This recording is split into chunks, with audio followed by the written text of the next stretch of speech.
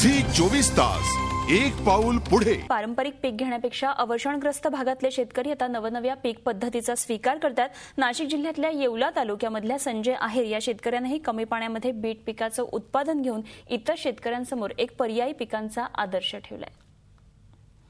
पीक पाणीचे सहप्रायोजक RCF सुजला, जशी माती तसं खत आणि सहप्रायोजक बूम फ्लॉवर अल्ट्रा का कमाल, फसल बेमिसाल।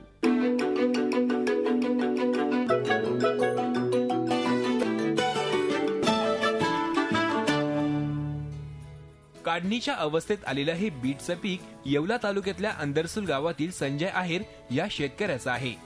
संजय आहेर यांनी अवघ्या 10 गुंठ्यात बीट पीक घेण्याचं ठरवलं।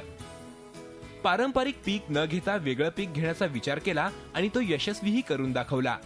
सातत्यानं आहे ते पीक घेत राहण्यापेक्षा नवं पीक घेतलं तर बाजारपेठेत चांगला दर मिळेल, हा त्यांचा विश्वास खरा ठरला।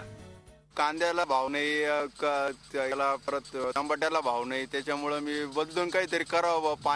पाण्याचा प्रश्न होतो, आणखीन पाणी कमी पडतं, त्याच्यामुळे मग मी बीट घेतलं। बीटाचं पीक घेण्यास सुरुवात केली। तर बीटाला तर मी जवळ 10 ते 12 गुंठे बीट केलेलं आहे। तर 2.5 महिने झाल्यानंतर आता मी सुरुवात केली ते काढण्यासाठी। तर आता ते विक्रीसाठी काढून राहिलो।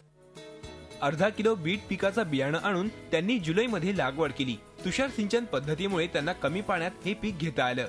कमीत कमी 15,000 रुपये खर्च करून त्यांनी 2.5 महिन्यात बीट पिकाचं यशस्वी उत्पादन घेतलं। सध्या बाजारपेठेत एका कॅरेटला 100 ते 125 रुपये एवढा दर मिळतो। सध्या ते दररोज 8 ते 10 कॅरेट उत्पादन विक्रीसाठी नेत आहेत। येवला, कोपरगाव, वैजापूर अशा बाजारपेठेत बीटची विक्री समाधानकारक होत असल्याचंही त्यांनी सांगितलं।